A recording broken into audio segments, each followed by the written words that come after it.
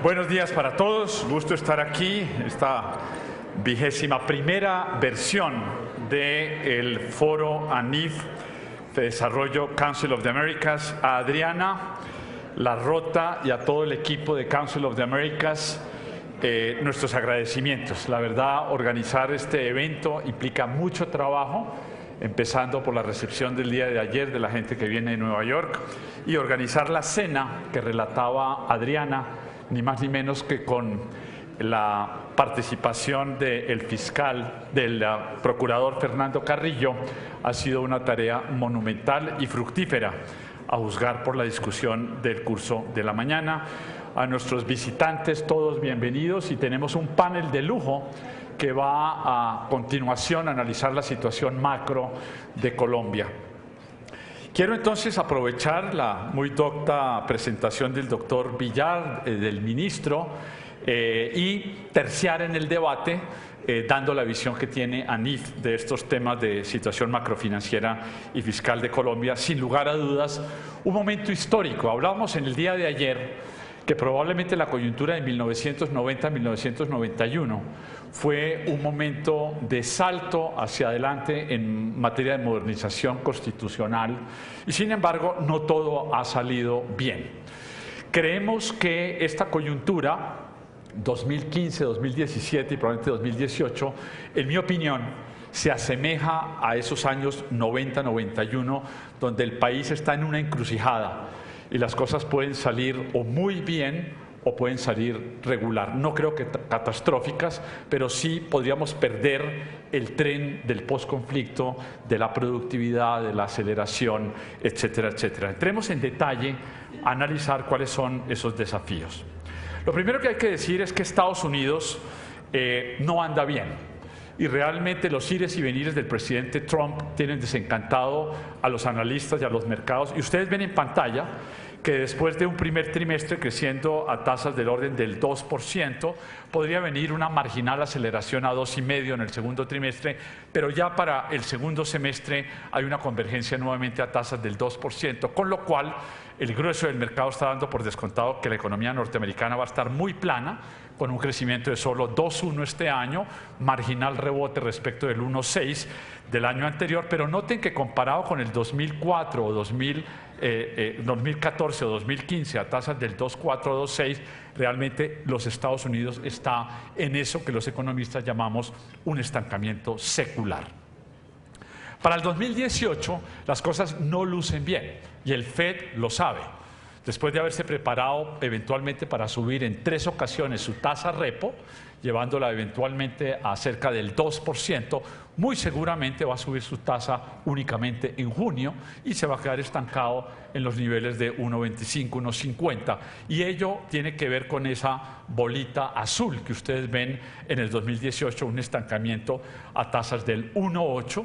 Y las razones para ello es que, infortunadamente, Trump, aprendiendo a ser presidente en el cargo, no ha sabido realmente liderar ni la reforma en salud, ni la misma presentación de un presupuesto que está demasiado recargado en defensa y que los propios republicanos ven que no tiene la menor posibilidad de recortar el gasto social en la forma que lo está proponiendo. Y por último, lo más importante, no está pudiendo aprobar esas reducciones impositivas para revitalizar el influjo de capitales nuevamente hacia Estados Unidos y poner a mover la infraestructura. Y ello tiene como resultado este estancamiento secular a ritmos del 2 y del 1,8. Entonces, el contraste con todo esto es que hay, infortunadamente, una excelente visión de los mercados de capitales que no se compagina para nada con lo que realmente ocurre en materia de productividad, en materia de desempeño, donde sigue reinando el tema del estancamiento secular en los Estados Unidos. En la zona euro hay buenas noticias, se ha borrado el riesgo del Frexit, replicando el Brexit, y eso tiene un auge en términos de que lo peor ha quedado atrás. Francia no se estará saliendo de la Unión Europea, de la misma manera Holanda también controló a la extrema derecha, pero los problemas continúan. los problemas de fragilidad bancaria en Italia, en Alemania, de un rebote marginal de 1,7 a 2% este año, con una desaceleración para el próximo año a tasas del 1,7, continúan. Y sin embargo, parecería que los mercados internacionales también en Europa andan de fiesta. Increíble ver la valorización de la renta variable en Europa a ritmos del 30%.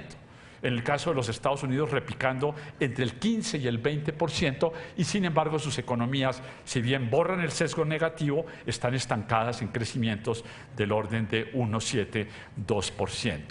Y no solo eso, sino que la institucionalidad amenazada, en mi opinión, por un mal manejo de Trump, ni más ni menos que con sus aliados de la OTAN, y ni más ni menos que con Alemania. Tan pronto sale de regreso Trump a su país, la Merkel, que seguramente va a ser reelegida, le dice, ok, it's not business as usual con ustedes, entonces nosotros vamos a ir a Asia y vamos a expandir el comercio con los que sí quieren comerciar, y esto en general creo que va a dejar mal parqueado a Estados Unidos, y todavía hay un signo de interrogación muy grande de si Europa va a ser capaz de volcarse con sus problemas de productividad para revitalizar el comercio con Asia, pero claramente es la apuesta que hay que hacer. Conclusión: Europa luce mejor de lo que hablamos 4 meses atrás, hemos borrado los sesgos de salida de la zona euro, y Estados Unidos luce peor en términos de que el rebote esperado a crecimientos del 2,5 muy seguramente no se van a dar ni en el 2017 ni en el 2018, y el mundo en general está con unos emergentes rebotando un poco, balanceado. Es decir, creo que se va a cumplir, aunque con cambio de composición, un crecimiento mundial del orden del 3,2, 3,3, mejor marginalmente que el 3% del año anterior. Entonces, no es como para hacer fiesta, los desarrollados no andan bien, pero tenemos un alivio en términos de que los sesgos de caída parecería que han quedado superados. China se está desacelerando. Este año aún así mantendría 6,7, próximo año 6,2, y el mundo está celebrando que de alguna manera China haya tomado políticas de desapalancamiento financiero relativamente exitosas, pero la contrapartida de eso es una China que converge a crecimientos del 6,2 respecto de un potencial que creíamos que era del 7%, y crecimientos muy por debajo del 9% de las 2 décadas anteriores. Conclusión: los commodities se están estabilizando, el estaño, el cobre, el hierro, en niveles relativamente bajos, pero han dejado de caer gracias a que no va a haber una debacle en China, e India ayuda con una moderada aceleración a tasas del 7,2 este año, 7,4. Pero India no está creciendo al 8,5 y no va a crecer al 8,5 como habíamos pensado 6 meses atrás, porque los proyectos de infraestructura, igual que en Estados Unidos, igual que en Colombia, toman mucho más tiempo y tienen toda una problemática social y una problemática legal muy complicada. Entonces, el mundo, miren los BRICS, están rebotando de 4,7 en 2015, 5,1 en 2016, 5,7 en 2017, muy planos. El mundo emergente, que crecía a tasas del 7,5, va a estar creciendo marginalmente por debajo del 6%. Producto también de que aquellos recargados en commodities siguen heridos. El caso de Rusia y Brasil. Brasil, decíamos 4 meses atrás, creíamos que este año iba a crecer cerca del 1, 1,5, después el Banco Central bajó su pronóstico a 0,6, y con el tema de la crisis política de Temer, que en el mejor de los casos seguiría en el puesto hasta noviembre de 2018, pero totalmente atado, sin posibilidades de impulsar su reforma pensional o el congelamiento del gasto. Eso tiene a un Brasil con un nuevo pronóstico: crecimiento 0 este año, tras 2 años de contracción cercano al 3,6, 3,8. Brasil no luce bien, y aquellos que apostaron tempranamente probablemente están teniendo sinsabores en un país cuya preferencia electoral en este momento, y es difícil de entender eso, continúa siendo el líder de las encuestas, el señor Lula, con 25% de favorabilidad. Parece que los países no aprenden. Tras la debacle de Odebrecht, de Petrobras, de Dilma, las preferencias del público populista es: queremos más de lo mismo, o sea, más contracción del producto y más caída, que es lo que está ocurriendo en Brasil. Rusia rebota marginalmente al 1,2 este año, gracias a un rebote muy favorable del precio del gas, que ha saltado de 2,20 a 3,20, a pesar de que el precio del petróleo no está logrando consolidar las perspectivas de un precio entre 55 y 60, y sin embargo el gas sí lo ha hecho, y Rusia, además de la geopolítica tan importante que jugó aparentemente en las elecciones, en el Watergate nuevo del FBI, donde uno a veces se confunde, no sabe uno si uno está viendo House of Cards o CNN, las cosas son bastante complicadas, yo tengo dificultades entendiendo a las 8 de la noche qué es lo que estoy viendo, pero este parece ser el mundo real. A veces uno cambia de canal y ahí donde dice el botón rojo Do Not Touch, están reportando los problemas con Corea del Norte y China. Es un mundo realmente muy convulsionado, con menor crecimiento del esperado. Pero conclusión, en el corto plazo parecería que los sesgos bajistas mundiales se han frenado con el cambio de composición que ya acabo de mencionar. América Latina, hay que decirlo, me duele, llevo 35 años monitoreando América Latina y cada década que arranca me dicen, esta es la década de América Latina. Cuando arrancó esta década, yo digo, ojalá esta no sea la década de América Latina, porque ustedes ven en las bolitas negras una caída continua de crecimiento de 4,2 en el año 2011 a una contracción cercana al 1% el año anterior. Y este año, pronóstico que teníamos de 1,3, como ya se mencionó en el curso de la mañana, está siendo revisado a la baja. Hay quienes ya lo tienen por debajo del 1%. Aún los aplicados del curso, Alianza del Pacífico, Perú, Colombia, Chile, no andamos bien. Hay que mirar las cifras. Cuando el ministro insistía esta mañana de que hay quienes no miran las cifras, ni Leonardo ni yo nos dimos por aludidos. Para quienes no lo saben, le estaba respondiendo al presidente Uribe, que en el curso de la mañana estaba diciendo toda una serie de cosas que realmente van en contravía de lo que muestran las cifras. Pero si uno mira las cifras, América Latina no anda bien. Colombia y Alianza del Pacífico en términos relativos están mejor, pero magro consuelo. Todos hemos perdido entre 1 y 2 puntos de crecimiento potencial.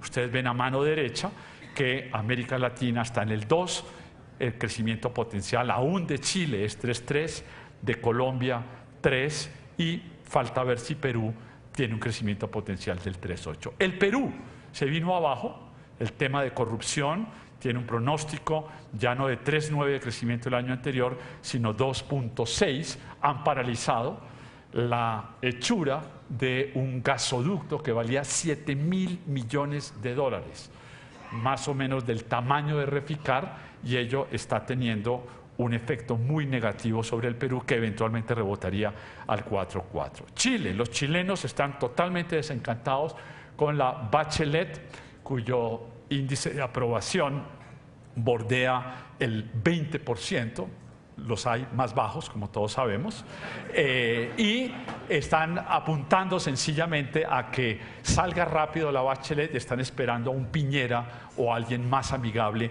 con los mercados, y razón no les falta. En el arranque del año Chile está creciendo al 0, para el año pronostica un 1,8, y es un Chile donde yo a veces le digo a los colegas, apaguen el faro de Chile, que lo tuvimos prendido durante 30 años, y el mantra nuestro de los economistas es ¿qué están haciendo los chilenos para copiarlos? Llevamos 2 años diciendo ¿qué están haciendo los chilenos para no copiarlos? Porque lo están haciendo bastante mal, y ello se está manifestando en un estancamiento en productividad, en crecimiento y sobre todo en un gran desazón social. Entonces, estos son los aplicados del curso, y vamos a hablar ahorita en detalle de Colombia, donde las cosas, en mi opinión, lucen no catastróficas, no crisis, no recesión, pero muy desafiante en términos de cómo es que vamos a regresar a crecer no al 1, no al 2, sino ojalá al 3 y al 4%. En esto creo que Leonardo hace preguntas muy relevantes al finalizar. Déjenme decirlo nuevamente, pensar que como vamos en piloto automático vamos a lograr las bellezas que reporta el artículo 4 del Fondo Monetario Internacional, en el reporte que dio a conocer hace 2 días, me parece un error garrafal. Me parece que el Fondo Monetario Internacional no está haciendo la tarea de decirnos que como vamos, no vamos bien, y que como vamos, va a ser imposible tumbar los 10 puntos de la deuda que el Fondo Monetario pone en su reporte, va a ser imposible acelerar el crecimiento hacia el 4,5%, y de hecho no menciona ni siquiera las tareas de la Comisión de Gasto Público ni el tema de desafíos de productividad. Magro favor nos hace el Fondo Monetario, felicitándonos simplemente como a México y como a Polonia, porque tenemos una línea de contingente. Esa línea hay que ganársela y mantenérsela. En contraste, la OECD nos está diciendo, bienvenido al club de las buenas prácticas, pero te falta esto, esto, esto, esto y esto. Es con reforma pensional, es con profundización de la reforma laboral, es con la agilización de la dotación de infraestructura que vamos a salir. No es con el status quo ni con el piloto automático que vamos a salir adelante. La situación no es de crisis, pero si nos descuidamos, rápidamente se puede tornar en crisis. En eso no nos equivoquemos. La palabra confianza se construye. La palabra confianza hay que mirarla con los datos en la mano para saber dónde estás parado y hacia dónde tienes que dirigirte. No sencillamente un mantra de todos cogidos de la mano, vamos para adelante, porque podemos caer al abismo cogidos de la mano. Entonces hay que trabajar muy fuertemente en averiguar dónde es que estamos parados. La región no anda bien, Colombia no anda bien y hay muchas tareas pendientes. Que los hay peor, claro, Venezuela cae -11%.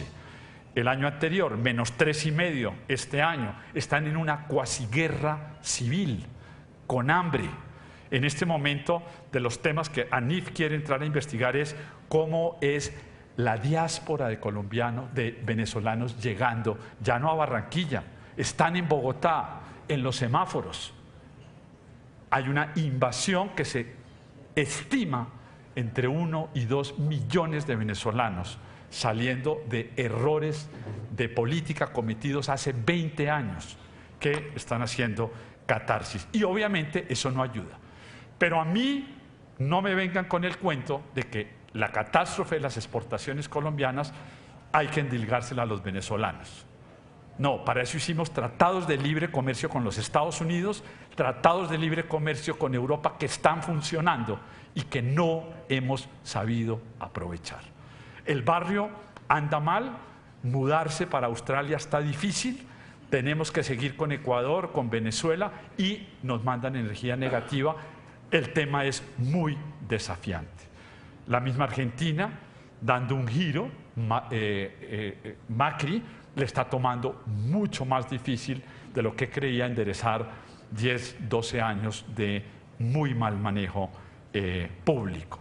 Entonces, mirémonos en el espejo de Argentina, de Venezuela y de Ecuador para ver cómo vamos a manejar el posconflicto continuo, para no empezar dentro de 5 años a decir, es que tocaba aplicarse, es que en piloto automático no podíamos salir adelante. Es preferible saberlo hoy, apretar el paso y que el nuevo gobierno de agosto del 2018, tema que vamos a discutir en el curso de la tarde, sepa muy claramente que los desafíos son monumentales.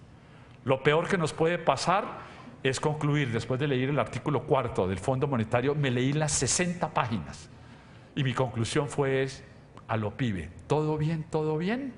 No, las cosas no andan bien y creo que es importante que nos despertemos, no para llenarnos de pesimismo, para llenarnos de realismo y saber todas las tareas que podemos hacer y que debemos hacer para evitar la desgracia de los vecinos, que son realmente dolorosas.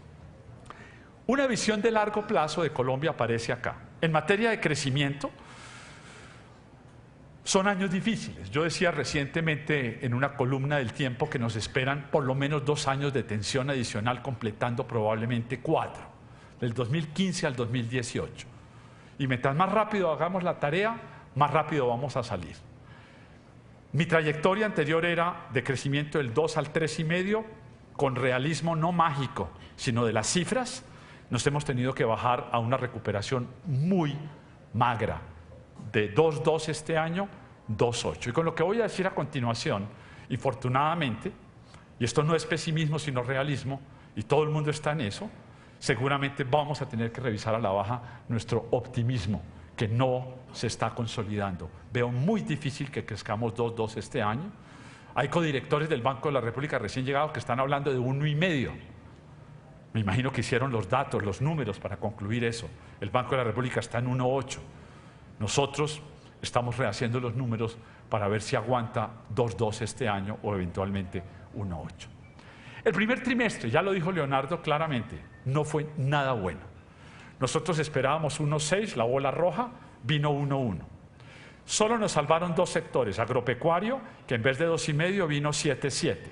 Y establecimientos financieros, que los recabó el ministro de Hacienda, que pesa 21 del PIB y que esperábamos ver un 3%, creció 4,4, marginalmente por debajo del 4,9. Pero ojo, esa dinámica del primer trimestre de establecimientos financieros no se va a continuar por las razones obvias que ustedes conocen, del efecto de las tasas de interés, que también lo mencionaron en el curso de la mañana, y porque la economía tiene que enfriarse para evitar que esos déficits gemelos vayan a lugares que son incorregibles. Salvo por esos dos sectores, si ustedes llevan su mirada de industria para abajo, están en crecimiento cero o en negativo. El que más, la construcción. Yo no sé por qué dice el gobierno con PIPE 1, PIPE 2 y PIPE 3 que la tabla salvadora es la construcción. Déjenme decirle, primero solo pesa el 7% del PIB. Segundo, de ese 7, la mitad o menos son edificaciones. Y de esas edificaciones solo marginalmente se van a beneficiar a aquellos que les alivian en 2 puntos porcentuales el programa.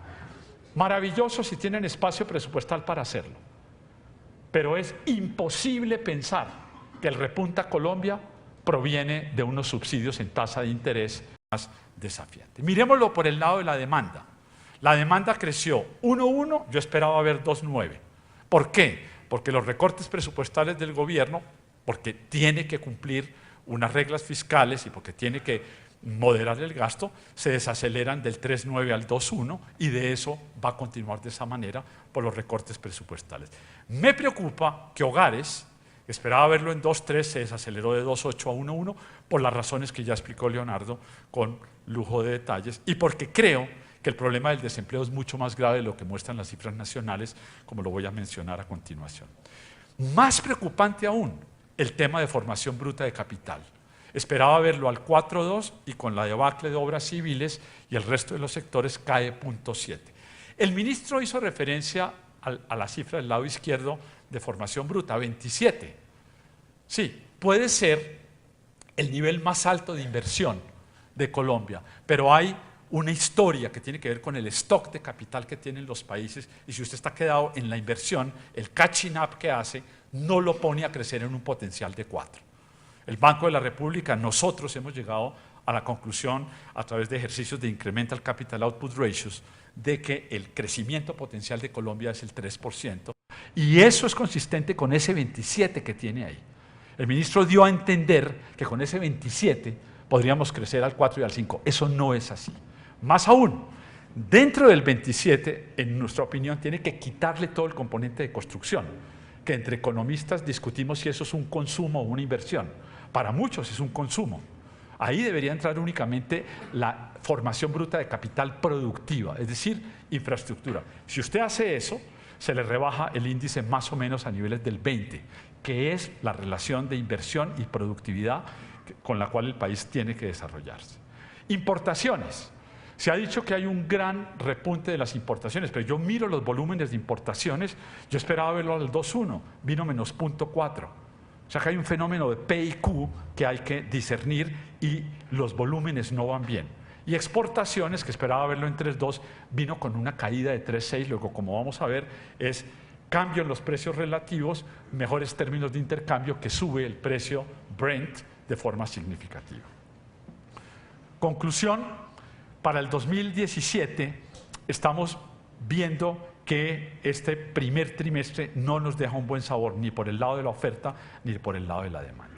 Hablemos de desempleo. Ya lo decía Leonardo, enero-abril está estancado más o menos en la misma cifra del año anterior, 10,2.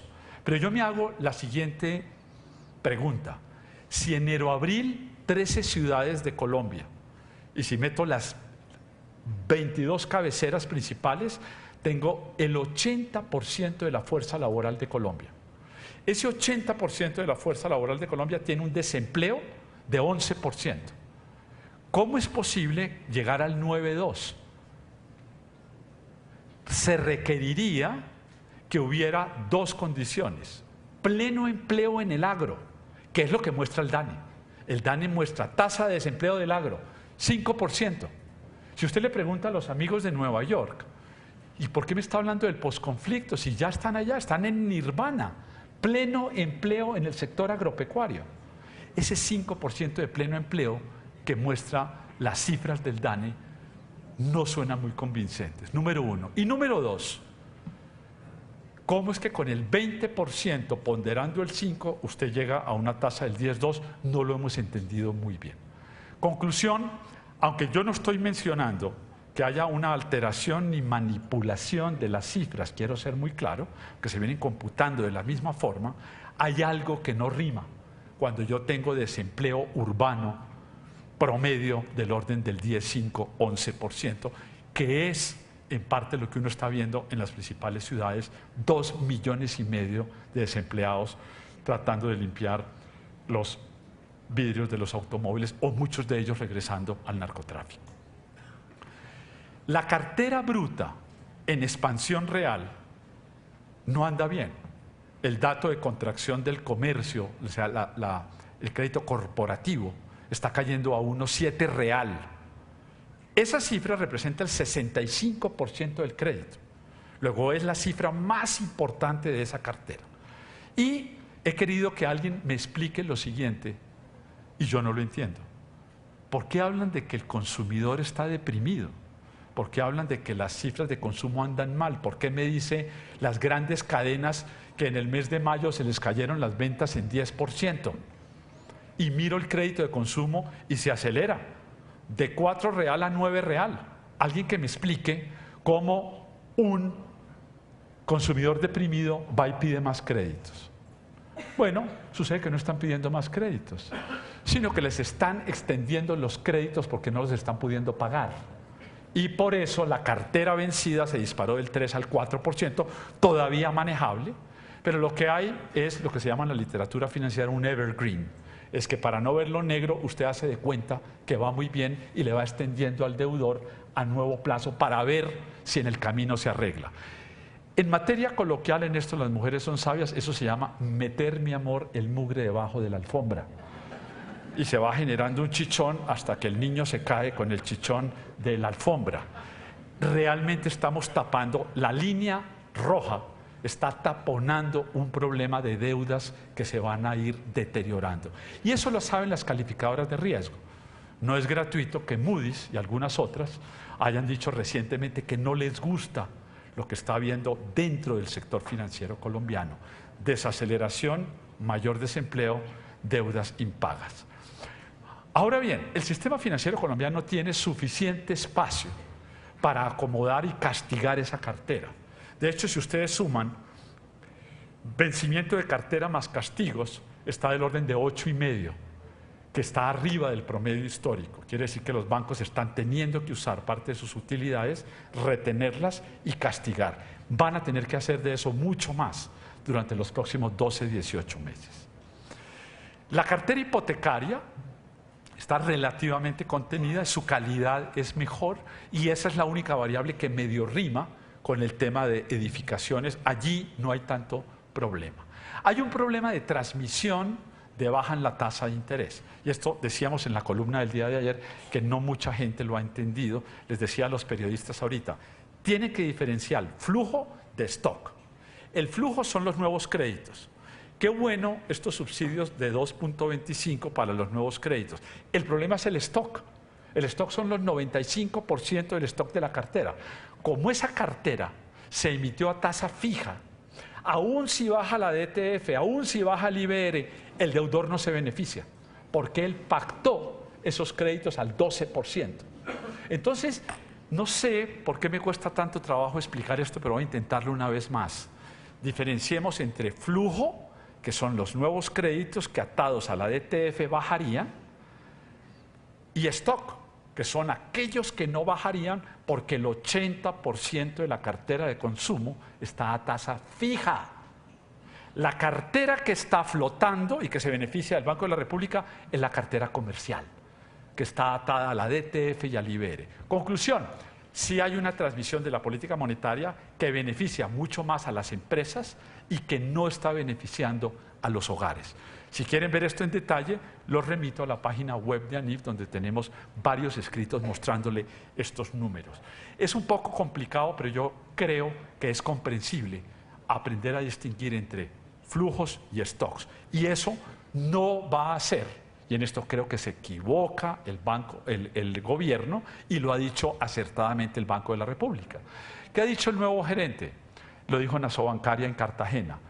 No le pidan al Banco de la República que sea el encargado de volver a crecer al 3 o al 4, rebajando 25 puntos básicos.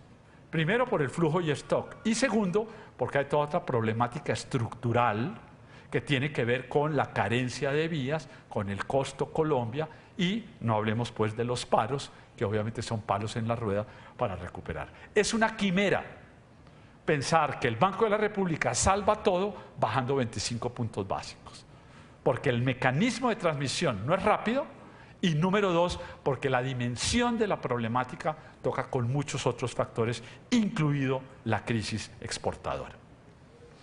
El ministro, si ustedes miran el gráfico de él, nos mostró hasta el 2015, y entonces subía la relación crédito-PIB, que es la que yo estoy mostrando. El ministro ha debido decirnos que enhorabuena, qué bueno que ese índice haya empezado a caer. Está en 46, porque quiere decir que el Banco de la República está haciendo la tarea de apalancar a los hogares que están sobreendeudados, y de esta manera evitamos una crisis financiera. Quitémonos ese tema tan primario, que es que las cosas solo son buenas cuando suben. No, hay momentos en que hay que capotear una desaceleración, un aterrizaje suave, y esto habla bien del Banco de la República, y ojalá ese indicador vuelva a caer a 43, porque quiere decir que evitamos una fiesta dolorosa con una resaca y un guayabo horrible, como el que nos ocurrió durante el periodo 98-2002. Leonardo ya habló de esto, yo coincido con su visión, y este indicador no sabemos para dónde va el próximo mes. Este es abril. Me dicen que mayo realmente vino muy malo. He hablado con todos los empresarios. Hay empresas del sector construcción que me dicen que tuvieron un mes de mayo el peor en 15 años. Entonces, ¿para dónde va este indicador? No tengo ni idea, pero claramente está en el plano negativo.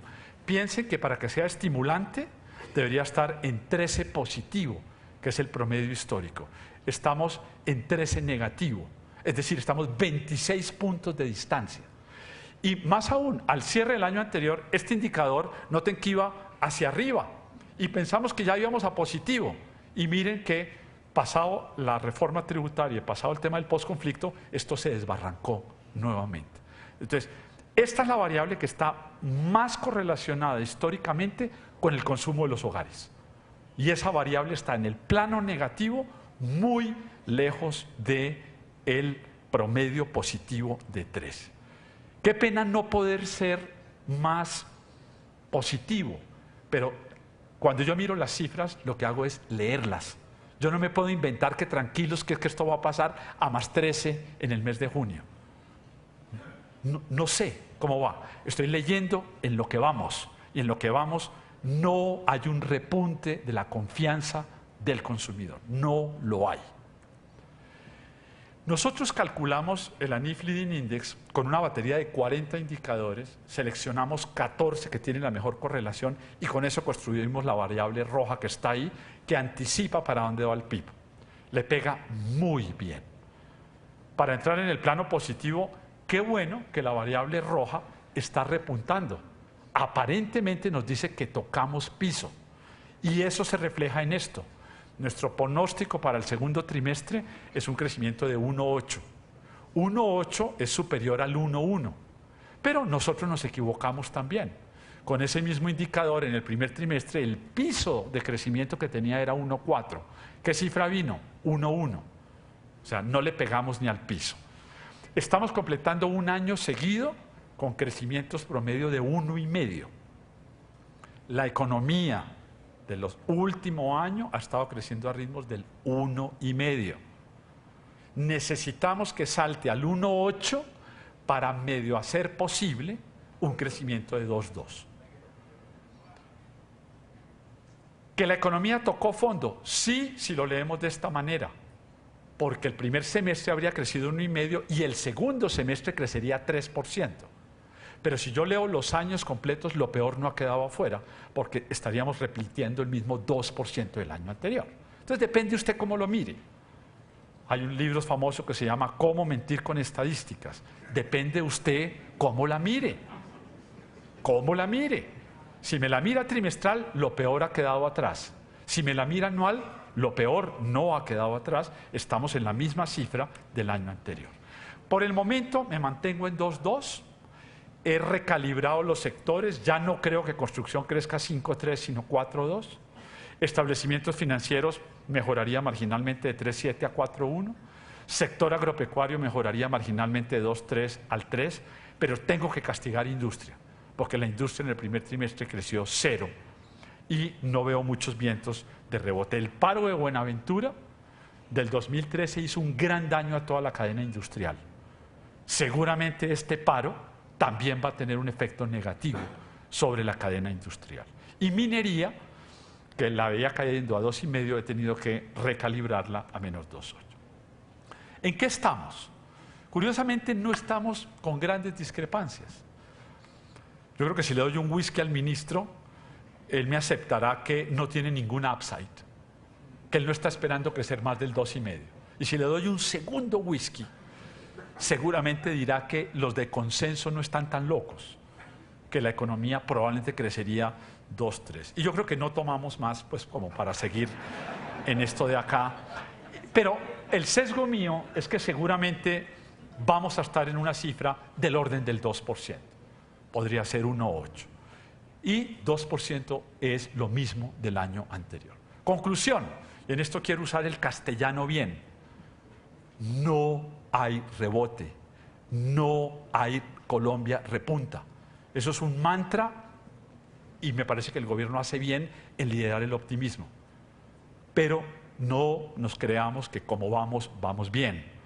Hay que apretar el paso para pasar del 2 al 3 y ojalá al 4. No vamos bien. Ahora, no hay tiempo para deprimirse. Hay muchas tareas para hacer. No confundamos el reconocer la realidad con la depresión. Hay que reconocer la realidad y tipo 10 de la mañana saber que hay toda una serie de desafíos muy fuertes por delante. La tasa de cambio no nos está ayudando. La tasa de cambio, en mi opinión, no es la de paridad del poder adquisitivo. Un país que pierde el 50% de su base exportadora debería devaluarse 5 o 10% real adicional. Y ello no está ocurriendo. En buena medida, y esto les va a sonar muy paradójico, especialmente a los del panel, porque los inversionistas del exterior sí están creyendo en Colombia, sobre eso no hay la menor duda. Y viene no inversión extranjera en los volúmenes que quisiéramos, sino viene capital especulativo de corto plazo. Y ese capital especulativo de corto plazo se ha duplicado en los últimos 3 años. Pasó de 10.000 millones de dólares, última cifra, 22.000 millones de dólares. El 25% de los TES, los tenedores, y están en la parte larga de la curva, es gente del exterior. Algunos de los cuales liquidaron Turquía, liquidaron Brasil y ubicaron a Colombia en el mapa y por primera vez son inversionistas en Colombia. Uno de ellos tiene 2.000 millones de dólares de apuestas sobre Colombia y está en corto, él lo sabe, porque sabe que la estructura no está buena, pero si le pagan 6% en un TES versus 0 en bonos alemanes, viene a Colombia. Entonces no nos la creamos en el sentido de que esto es muestra de que los de afuera nos conocen mejor y que por lo tanto vienen a Colombia. No, no, no.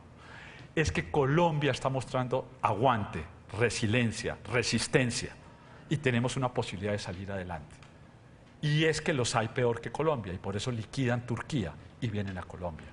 Entonces, llamemos las cosas por su nombre. Esto es, guardadas proporciones, el concurso de las feas. Claro, las hay más feas. No es que nosotros estemos mejor, porque nada nos dice que estemos mejor. Es que hemos caído menos que muchos peers con los cuales nos tenemos que comparar. Y la tasa de cambio no nos ayuda. Cuando vienen 3.000 millones de dólares adicionales en corto, no a Greenfield Investment, no a la fábrica de Intel nueva en Bogotá, en Cali o en Barranquilla, no, están apostándole a los test. Eso nos hace dos daños. Y con esto no los quiero espantar, y eso no es culpa de los que vienen, es el efecto. Esto frena la sustitución de importaciones, que le ayudó algo a la industria, y esto frena la promoción de exportaciones. Y por eso seguimos estancados exportando petróleo, carbón, oro, esmeraldas. Lo mismo que hacían más o menos los chichas, efecto diferente a lo del petróleo. La tasa de cambio se está apreciando a ritmos del 4% anual, últimos 12 meses, y a ritmos casi de 10%. Cuando yo miro que un país pierde 50% de su base exportadora y los inversionistas del exterior nos aprecian la tasa de cambio, eso no puede sino corregir más adelante, salvo que usted revitalizara sus exportaciones. Y Leonardo ya nos mencionó cómo aún en el arranque del año el crecimiento de las exportaciones no tradicionales crece 1% en dólares. Qué bueno que dejaron de caer, pero con 1% en dólares de crecimiento no vamos a llegar. Yo hice el siguiente ejercicio, porque cuando presento este gráfico, la línea roja, me dicen, ¿se fija? Mire cómo rebotaron las exportaciones. En enero, abril, año corrido, la línea roja está creciendo 26% en dólares. Ergo, se acabó la crisis. Aquí vamos para adelante. No, no, no, no. Hay un efecto estadístico. Hace un año caíamos 40%. Entonces, usted con este nivel logra crecer 26%. Lo que les voy a demostrar a continuación es que el crecimiento del 26% es un crecimiento muy pobre para lo que deberíamos tener. Hice un ejercicio elemental. ¿Cuánto se incrementó enero-marzo el precio del petróleo? 80%. 80%. Pero el volumen, efecto ELN, ha caído 16%. Por lo tanto, todo lo demás constante, las exportaciones de petróleo crecieron 53% y el resto de las exportaciones han debido 53%. Y no están creciendo 53%, están creciendo 26%. Quiere decir que algo más se desbarrancó. Mi pronóstico es que al final del año las exportaciones van a crecer 16%, que es una buena cifra, pero no es 26%. Las cajitas rojas son el agro y la industria. Y depende usted cómo lo mire. El gobierno me dice, tranquilo que la cajita roja va para arriba. Y yo la miro y digo, no la veo. Están cayendo de 12.500 millones de dólares a 10.400. Últimos 12 meses. Luego, las exportaciones totales crecen 33.000, van a cerrar el año en 36.000. Sí, están rebotando, pero usted perdió, y en esto lo reconoce el gobierno, que no exporta 60.000, sino 36.000. Mal contado, 40% de pérdida. Estamos celebrando, y pasó desapercibido, 5 años del Tratado de Libre Comercio con los Estados Unidos. Y pasó desapercibido porque no hay nada que celebrar. Exportábamos 22.000 millones sin Tratado de Libre Comercio. Hoy con Tratado de Libre Comercio exportamos 10.000. ¿Por qué? Porque lo que exportábamos era petróleo y carbón. Estamos muy mal. Pasaron 3 años de libre tratado con la Unión Europea. Nadie partió con qué. ¿Por qué? No hay nada que celebrar. Exportábamos 9.000 millones de dólares. Hoy exportamos 5.000. ¿Por qué? Porque lo que exportábamos era, nuevamente, petróleo y carbón. La tasa de cambio, en mi opinión, tiene un desalineamiento real contra paridad del poder macro de Colombia del orden de unos 10-15 puntos. Qué bueno que se hubiera quedado en 45% real de devaluación. Esto quiere decir que otros países, porque son 20 monedas, de cambio de Colombia. Colombia es el que menos se ha devaluado y por eso se refleja en una tasa que, en mi opinión, está desalineada. Y si vienen más capitales del exterior, más desalineados van a estar. Ha habido corrección en el frente externo. Claro, nosotros mismos lo hemos ajustado. El déficit de este año ya no es 4, sino 3,6. El del próximo año ya no es 3,5, sino 3,2. Y acá hay dos lecturas y me imagino que el panel va a entrar en esto. Hay un grupo, Fondo Monetario, entre ellos entiendo que Fitch también, que creen que la velocidad del ajuste es satisfactorio y por eso lo tienen en estable. Y hay otro grupo, que es Standard & Poor's, Moody's recientemente, ANIF está metido allí, que aunque ha habido corrección, la velocidad no es la suficiente.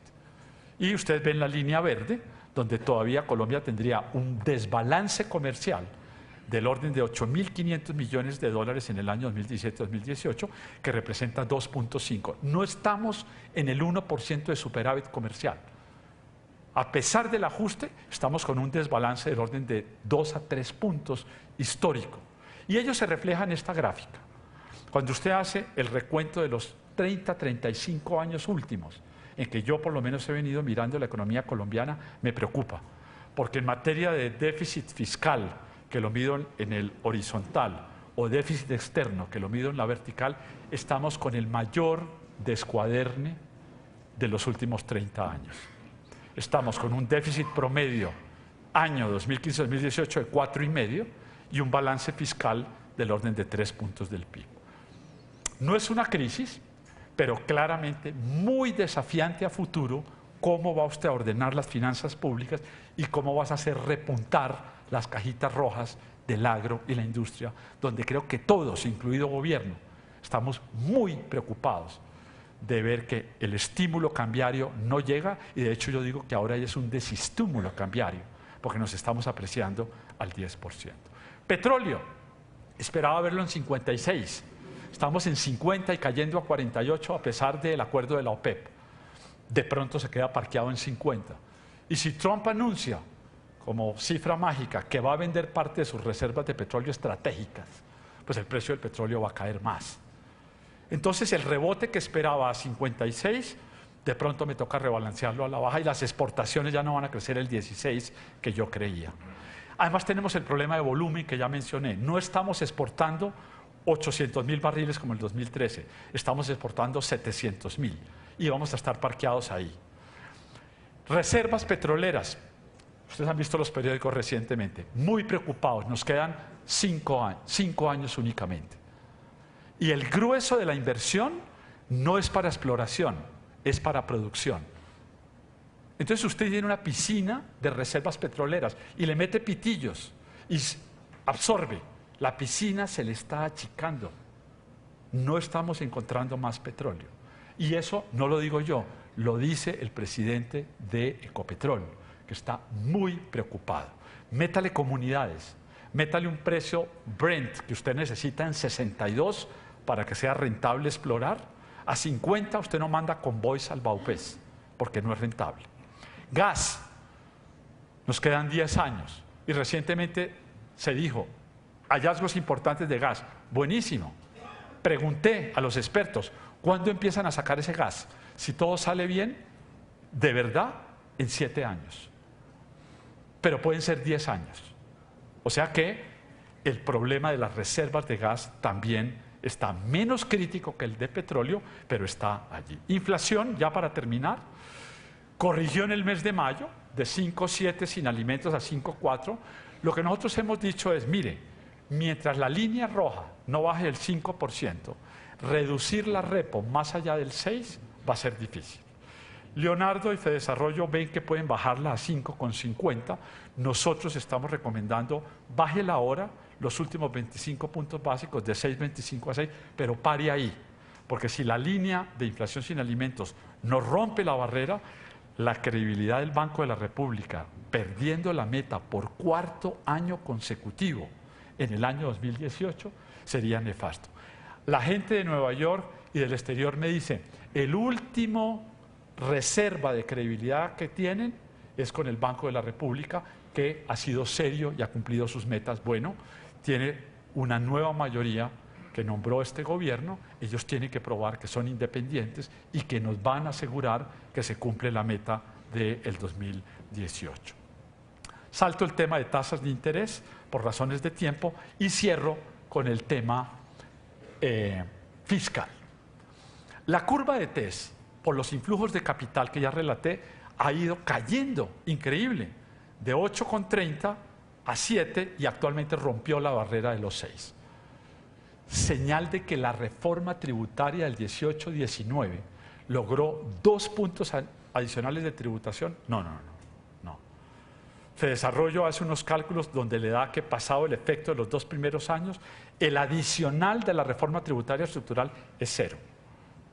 Nosotros hacemos los mismos cálculos, nos da 0,6. Pero no son 2 puntos del PIB, que era lo que necesitaba el gobierno. Entonces, ¿por qué caen los test de forma tan pronunciada? Ya lo relaté, lo digo coloquialmente, el concurso de las feas y vamos ganando. Pendiente de los test, 60 puntos básicos. Es decir, el riesgo de alguien que en vez de entrar en la parte corta, entra a la larga, solo está cobrando 60 puntos adicionales, cuando todo le dice a uno que un país como Colombia, donde está, probablemente requiere una pendiente de 150, 200 puntos adicionales. ¿Por qué es eso? Porque la gente está esperando que la parte corta caiga, de pronto en exceso, y la parte larga algo tiene que empinarse, pero como Trump decidió que no va a hacer nada serio y que el FED no va a retraer la liquidez en la hoja de balance, hay gran abundancia de liquidez internacional. Ojo lo que estoy diciendo, esta fiesta va a continuar. No hay el menor riesgo de que haya una corrida contra los TES de Colombia en la medida en que haya la liquidez global del Banco Central Europeo y del FED durante todo el segundo semestre. Pero prepárense para el primer semestre del 2018, cuando veamos la desaceleración, cuando veamos la tensión fiscal que se está generando. Este es mi último slide, que sirve para provocar de manera amigable a los panelistas. Me dicen algunos analistas del exterior, me dice, bueno, el gobierno no logró 2 puntos del PIB, sino 0,6. Pero explíqueme usted, ¿por qué sale a hacer una adición presupuestal de 1 punto? Si la idea era moderar la deuda. Entonces, lo poco que recoge se lo gasta, y más. Y sube el déficit de 3,3 a 3,6. Leonardo puso aquí una amigable polémica sobre la cual no tengo tiempo de entrar, pero yo diría que la regla fiscal de Colombia seria es una regla que diga, mire, ¿sabe qué? Por conflicto, por todo lo que usted quiera, hoy estoy en deuda de gobierno central del orden de 45, gobierno general 50, consolidado público 56. Eso es relativamente alto, lo ha dicho las calificadoras, Colombia tiene 10 puntos por encima de sus referentes y eso les preocupa. Yo diría, si fuera, y no me estoy postulando y por favor no me postulen, ministro de Hacienda de agosto del 2018, hablaría con Francis y con sus amigos en Nueva York y les diría, ¿sabe qué? Mire, la tenemos complicada, pero vamos a hacer las 4G, vamos a hacer gasto social en el Pacífico, el país va por buen camino, pero necesito espacio, tengo que gastar más. Me comprometo a no desbordar la relación deuda pública-PIB de 65 puntos del PIB, hoy estoy en 58. Y déjeme maniobrar con políticas anticíclicas. En esto tengo la discrepancia con Leonardo, de que él tal vez dio a entender que yo no estoy a favor de políticas contracíclicas. Estoy a favor de políticas contracíclicas en la medida en que usted no desborde el tope de la regla tipo Maastricht.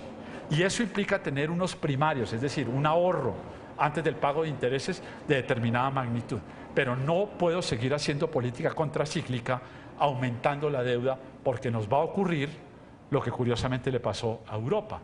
Y es que bienvenidos al club de la OECD de buenas prácticas, pero todos se birlaron la regla del endeudamiento y se desordenó el marco fiscal de Europa que están tratando de consolidarlo.